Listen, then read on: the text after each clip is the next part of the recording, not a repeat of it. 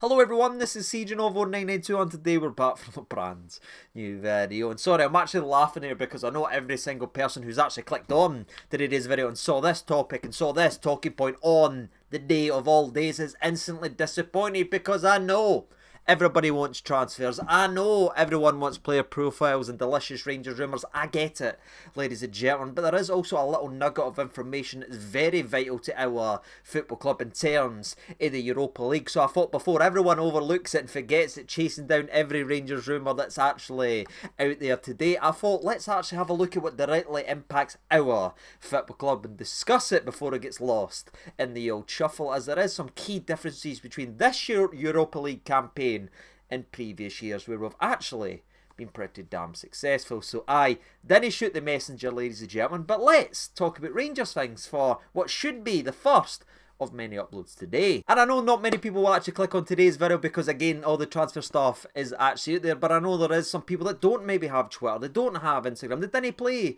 Fitbit Manager, they don't know about the new rules and the format changes and how this is a completely different Europa League campaign than we have ever seen. They've probably not paid attention to the Champions League draw as we were in it, and for those that did, you know how vastly different it actually is. I mean, the PSG's chairman's face said it all when his task and his test of the Champions League stage this year has actually been revealed, but unfortunately we didn't make it to the Champions League because of a lot of circumstances, not only because of a red card but because we weren't good enough to actually be there. And I think the way that Kiev was shoved to one side by Salzburg probably backs it up, no matter what would have happened with that Ibrox game. But we are in the Europa League, and again that isn't something to really look down on because we've had some great memories and great moments. There is money to be made and there is some big teams in it, as you'll find out if you watch today's video. But before we speak about who we've got in the group and some of the away days that we've got coming up and some of the big teams we're actually going to be playing, I want to dive into the new rules and new formats so everyone leaves today's video hopefully knowing a little bit more about the competition than when they clicked on today's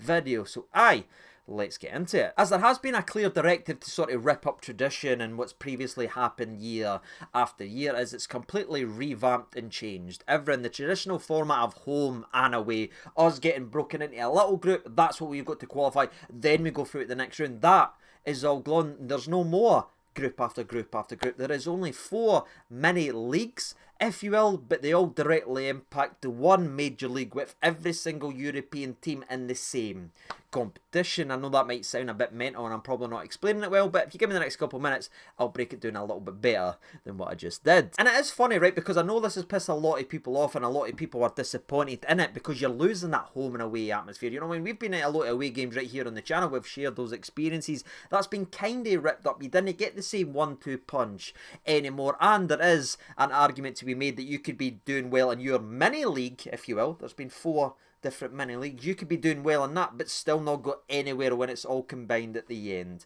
of the group stage, and that there is a bit of a sickener. But if you think about what it actually is called and what European competitions these are called, the Champions League, the Europa League, this is probably a bit more faithful to the actual name, as we are in a league in Europe.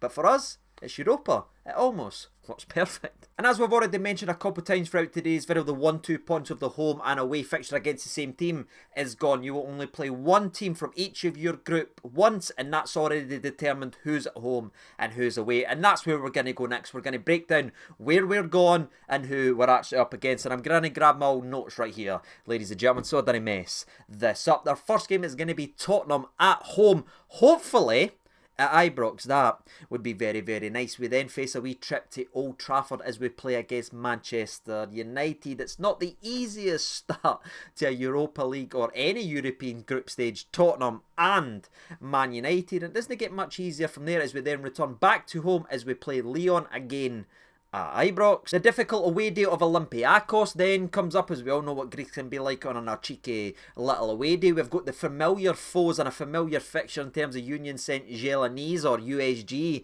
if you actually want to call them, and we'll need a similar type of performance to the last time we played them at home at Ibrox if we're going to be doing well right here as we begin, given a difficult test to start off. And the word familiar there leads me to our next opposition as we move away to play against Malmo, a team that's always been associated with Scotland, seems to always be in and around us, but this time they won't be led by Cholak FC, so hopefully we can put them to the actual sword. As again, you're starting to look at these games now and say, right, these have to be 3 points, these need to be wins right here, right now, and we know how difficult the Malmos and that can be, we know how difficult USG can be, we know what happened to them the last time we went away, but now with this new format, you're talking about saying if you want to do anything in Europe now, that needs to be a win, that needs to be a win, or you're actually gone home. As is the next and last two games where we play fcsb at home again at Ibrox before a tricky little away day. The last game on the old calendar is away to Nice.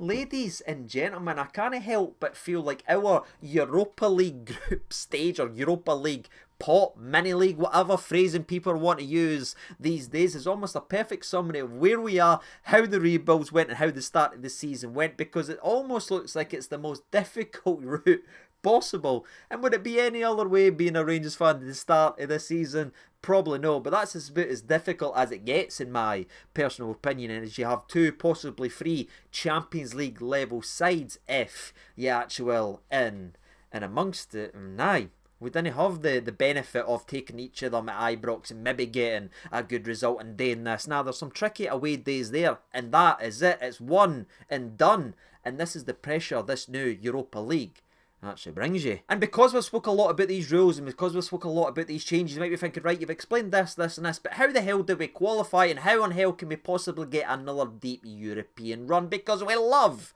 European Thursdays, and I get it why you're actually saying that. And the way that actually gets unfolded is, again, all the mini leagues get combined into one, and where the top 8 teams combined overall automatically progress into the next round. You then have 9th to 24th all go through to the next round to play in a knockout tie to whether or not they progress into the last 16 of the competition. That's right, ladies and gentlemen, in this combined league with all these other teams, these 4 other mini leagues, it's all got 8 teams in them. We need to finish in the top 24th if we want to try and progress into the next round and give us an opportunity to play in a knockout stage to hopefully have more delicious European nights and mad European memories. But you might be thinking to yourself, if you didn't then qualify for that, let's say you're 25th and you're near the other bottom of the league, what happens then? Where do we go? Is it the Conference League? Do you go through the basement? Do you go through to the next competition? Nah, ladies and gentlemen, you're out. That's it. If you didn't finish in the top 24 overall in terms of this new European League, you're out.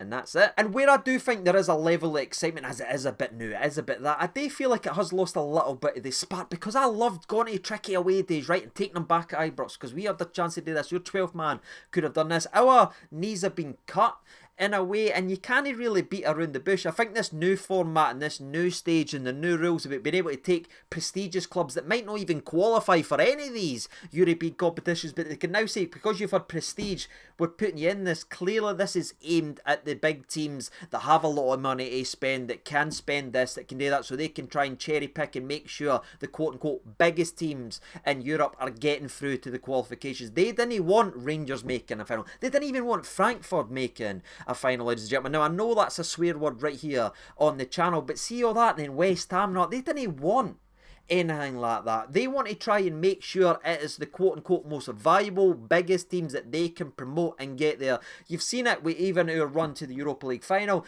the next again year when we were in the pot. I mean, we got less time than some of the teams that never even made it out the group stages with the promo packages. That's where the money is. That's where they want to go. And for me, that is what this is clearly aimed at, as it tries to benefit them. Because again, even if you've been handed a difficult group, like the Spurs has had, and Man United's had sometimes been handed in group stage because they're a wee bit lower than that, well, now they've got an opportunity to get through, as it's all chucked in and it's all put together. And again, you're given a much more wider net to try and make sure who's actually getting through. So I think the teams like us that's on a limited budget and is obviously punching above their weight in Europe, I know that's not nice to say because we absolutely love Rangers, but you know the financial differences and everything like that, it's just all there. We are well and truly punching well above our weight, and we have done for a long time in European football. They are chopping us at our knees, because that home atmosphere we've been able to create and really been able to rally and get in the heads has been limited. But again, ladies and gentlemen, this is the rules, this is the changes. The underdogs'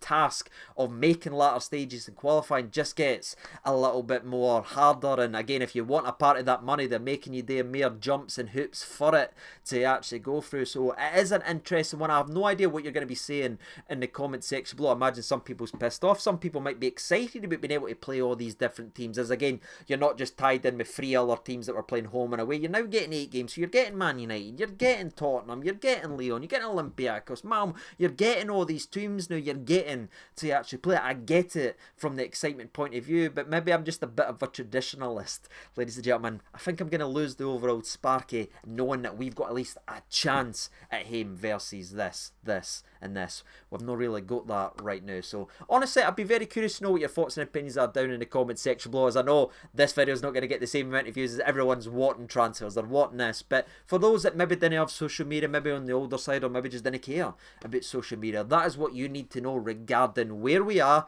what type of competition is, what changes are actually being made, and the hoops that we now need to jump through if we want to get more European actual magic. And again, it's no the Champions League, ladies and gentlemen, but how can we have a European Thursday on a Tuesday at Disney even makes sense? And I know which European song I like better. It's Oh, so at least that stays despite everything else changing. But that's it, ladies and gentlemen. This might be the first of many times you see me today. Hopefully it actually will, but I want to try and get this out so you can keep updated with this football club that we all absolutely love. That's the path amongst us. What games do you fancy? Do you think we can qualify in the top 24 of these group stages? Where can we finish in our mini league? How many points from the 8 games that we have do you think Rangers will have? Down in the comment section below. If you are watching, that'd be great to see your opinions on that. And don't worry about the old hands, by the way. I've got blisters everywhere. I'm getting into golf. Go beat the day off, Kev. You'll be in the comment section. I'll be chatting a lot of nonsense. But aye, I only started 2 weeks ago. Haha, I'm a newbie.